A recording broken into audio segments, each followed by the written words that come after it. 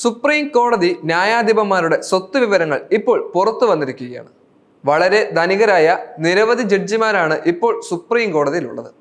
21 ജഡ്ജിമാരുടെ സ്വത്ത് വിവരങ്ങളാണ് കോടതി വെബ്സൈറ്റിൽ പ്രസിദ്ധീകരിച്ചിരിക്കുന്നത്. വളരെയധികം ചർച്ചാ വിഷയമാവുകയും ചെയ്തു ഈ ഒരു സുതാര്യത ഉറപ്പുവരുത്തുന്നതിനുള്ള നീക്കത്തിന്റെ ഭാഗമായാണ് ജഡ്ജിമാരുടെ സ്വത്ത് വിവരങ്ങൾ സുപ്രീം കോടതി ഇപ്പോൾ പുറത്തുവിടുന്നത്. പുറത്തുവിട്ട കണക്കുകൾ പ്രകാരം 120.96 കോടി രൂപയുള്ള നിക്ഷേപങ്ങളുള്ള ജസ്റ്റിസ് KV വിശ്വനാഥാണ് ഏറ്റവും കൂടുതൽ സ്വത്തുള്ള ജഡ്ജി. ചീഫ് ജസ്റ്റിസ് സഞ്ജയ് ഖാനയ്ക്ക് 3.38 കോടി രൂപയുള്ള നിക്ഷേപമാണ് ഇപ്പോഴുള്ളത്. ഏപ്രിൽ 1 ഫുൾ കോർട്ട് തീരുമാന പ്രകാരമാണ് വിവരങ്ങൾ വെബ്സൈറ്റിൽ അപ്ലോഡ് ചെയ്യുന്നത്. 12 ജഡ്ജിമാരുടെ സ്വത്ത് വിവരങ്ങൾ പ്രസിദ്ധീകരിച്ചിട്ട് ഇല്ല. ഇവരുടേത് ഉടൻ അപ്ലോഡ് ചെയ്യുമെന്നും സുപ്രീം കോടതി പ്രസ്താവനയിൽ വ്യക്തമാക്കിയിട്ടുണ്ട്. 120.96 കോടി രൂപയുടെ നിക്ഷേപമുള്ള ജസ്റ്റിസ് KR വിശ്വനാഥൻ 10 വർഷത്തിൽ 9.1 കോടി രൂപ നികുതി അടച്ചതായി വ്യക്തമാക്കുന്നുണ്ട്. 2022 നവംബർ 9 മുതൽ 2025 മെയ് 5 വരെ സുപ്രീം കോടതി കൊളീജിയം നിയമ ശുപാർശ അംഗീകരിച്ച ജഡ്ജിമാരുടെ പേര് ഒരു ഹൈക്കോടതി നിയമിച്ച ദിവസം ഇവർക്ക് നിലവിലുള്ളതോ വിരമിച്ചതോ ആയ സുപ്രീം കോടതി ഹൈക്കോടതി ജഡ്ജിമാരുമായി ബന്ധമുണ്ടോ, നിയമനത്തിൽ ഹൈക്കോടതി കൊളീജിയത്തിന്റെ ചുമതലകൾ, സംസ്ഥാന കേന്ദ്ര സർക്കാരുകളുടെ ചുമതലയിൽ നൽകിയ നിർദ്ദേശങ്ങളും ഇവ പരിഗണിച്ച സുപ്രീം കോടതി കൊളീജിയത്തിന്റെ ചുമതലകളും നടപടികളും എന്നിവയും വെബ്സൈറ്റിൽ പ്രസിദ്ധീകരിക്കുന്നുണ്ട്.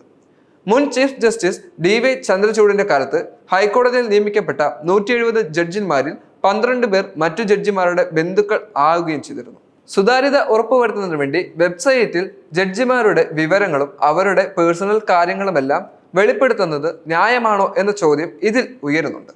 എന്നാൽ സ്വത്ത് വിവരങ്ങൾ പുറത്തറിയിക്കുന്നതിന് യാതൊരു തെറ്റും ഇല്ല എന്ന് കോടതി ചൂണ്ടിക്കാണിക്കുന്നു. യഥാർത്ഥത്തിൽ രാഷ്ട്രീയ പ്രവർത്തകരുടെ സ്വത്തുക്കൾ ഇതുപോലെ വെബ്സൈറ്റിൽ തുറന്നു കാട്ടേണ്ടതും അത്യാവശ്യമാണ്. കാരണം രാഷ്ട്രീയ പ്രവർത്തകർക്കും ഈ ഒരു സുതാര്യത വന്നിരുന്നുവെങ്കിൽ ഒരു പരിധിവരെ കേരളം നന്നായാണ്. കാരണം ഇപ്പോൾ ഏറ്റവും അധികം ധനികരായി കാണപ്പെടുന്നത് രാഷ്ട്രീയ പ്രവർത്തകർ തന്നെയാണ്, പ്രത്യേകിച്ചും മന്ത്രിമാരും MLA-മാരും. രാഷ്ട്രീയ പ്രവർത്തനത്തിൽ നിന്നും എത്രത്തോളം വരുമാനമാണ് ഇവർക്ക് കിട്ടുന്നതെന്നുള്ളതും ഇവരുടെ കുടുംബപരമായി കിട്ടുന്ന സ്വത്തുക്കളും വരുമാനങ്ങളും എത്രത്തോളമാണ് എന്നുള്ളതും വെബ്സൈറ്റിൽ അപ്ലോഡ് ചെയ്യുന്നത് വളരെയധികം നല്ലതായിരിക്കും. ജഡ്ജിമാരെ പോലെ തന്നെ രാഷ്ട്രീയ പ്രവർത്തകരും സമൂഹത്തിൽ മുന്നിട്ട് നിൽക്കുന്നവരാണ്. അവരുടെ സ്വകാര്യതയ്ക്കും മാന്യത ലഭ്യമാക്കേണ്ട ആവശ്യമുണ്ട്.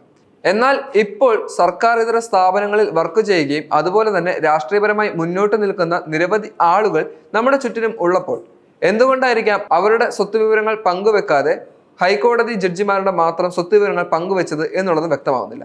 എന്തായാലും നല്ലൊരു കാര്യമായി തന്നെ ഇതിനെ ചിന്തിക്കേണ്ടിയിരിക്കുന്നു. സ്വത്ത് വിവരങ്ങൾ പങ്കുവെക്കുകയും കൃത്യമായി തന്നെ നികുതി അടയ്ക്കുന്നതിന്റെ ഗൗരവങ്ങളും ഇതിലൂടെ പുറത്തറിയാൻ സാധിക്കും. അതുകൊണ്ട് തന്നെ രാഷ്ട്രീയ പ്രവർത്തകരുടെ അടക്കമുള്ള സ്വത്ത് വിവരങ്ങൾ ഇതുപോലെയുള്ള വെബ്സൈറ്റുകളിൽ പങ്കുവെച്ചു കഴിഞ്ഞാൽ അവരുടെ നികുതിദായകരും അതുപോലെ തന്നെ നികുതി കൃത്യമായി അടയ്ക്കുന്നുണ്ടോ എന്നുള്ളതും അതിൽ കൂടുതൽ വിശ്വസ്തത ഉറപ്പിക്കുകയും സാധിക്കും. അതുകൊണ്ട് ഇത്തരത്തിലുള്ള സജ്ജീകരണങ്ങൾ ഇനി പുതുതായി തന്നെ ആവിഷ്കരിക്കാൻ സർക്കാരും പരിശ്രമിക്കട്ടെ. സർക്കാരിന്റെ വിശ്വസ്തരായ നിരവധി രാഷ്ട്രീയ പ്രവർത്തകർ ഇവിടെയുണ്ട്. എന്നാൽ ഇവരെയെല്ലാം പറ്റിച്ചുകൊണ്ട് നിരവധി രാഷ്ട്രീയക്കാർ ഇപ്പോൾ അന്യമായി സമ്പാദിക്കുന്നുണ്ട്. അവരുടെ സമ്പാദ്യത്തിന്റെ വിവരങ്ങൾ പുറത്തു വരുന്നതിന് വേണ്ടി ഇത്തരത്തിലുള്ള ഒരു സുതാര്യമായ വെബ്സൈറ്റ് സഹായിക്കുമെന്നുള്ളതും തീർച്ചയാണ്. ഹൈക്കോടതി കാണിച്ച ഇത്തരത്തിലുള്ള ഒരു മാതൃക എല്ലാവരും പൂർണ്ണമായി തന്നെ അംഗീകരിക്കണം.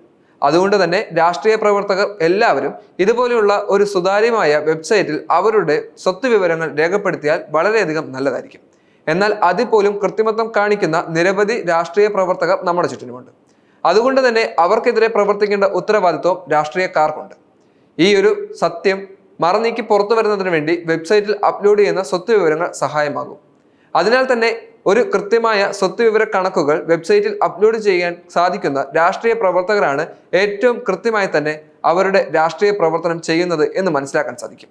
ജനങ്ങളെ പറ്റിക്കാത്ത കാശുകൊണ്ട് ജീവിക്കുന്ന എല്ലാ രാഷ്ട്രീയ പ്രവർത്തകരും രാജ്യത്ത് നല്ലത് സംഭവിക്കാൻ വേണ്ടി പരിശ്രമിക്കുന്നവരാണ്. അതുകൊണ്ട് തന്നെ ഇത്തരത്തിലുള്ളൊരു വെബ്സൈറ്റ് സംഘടിപ്പിച്ചാൽ അതിലൂടെ വ്യക്തമാകുന്ന രാഷ്ട്രീയക്കാരുടെ സ്വത്ത് വിവരങ്ങൾ നമുക്ക് മനസ്സിലാക്കി തരുന്നത് ഏറ്റവും നല്ല രാഷ്ട്രീയ പ്രവർത്തകനും ജനങ്ങൾക്ക് വേണ്ടി നിലകൊള്ളുന്നത് ആരാണ് എന്നുള്ളതുമാണ്. അതുകൊണ്ട് തന്നെ ഇതിന് ഒരു കൃത്യമായ ധാരണ രാഷ്ട്രീയ പ്രവർത്തകർ കൊണ്ടുവന്നു കഴിഞ്ഞാൽ കൃത്യമായ ഒരു രാഷ്ട്രീയ പാർട്ടിയും രാഷ്ട്രീയക്കാരും ഇവിടെ നിലകൊള്ളുമെന്നുള്ളത് തീർച്ചയാണ്. അവരെ ഉപയോഗിച്ചുകൊണ്ട് രാജ്യം നന്നാക്കാൻ നമുക്ക് സാധിക്കുമെന്നുള്ളതും വ്യക്തമാകും. അതുകൊണ്ട് തന്നെ തുറന്ന ഒരു സാമ്പത്തിക ഉറവിട സ്രോതസ്സിന്റെ വെബ്സൈറ്റ് രാഷ്ട്രീയ പ്രവർത്തകർ ഉടൻ തന്നെ സൃഷ്ടിക്കുമെന്ന് നമുക്ക് പ്രതീക്ഷിക്കാം.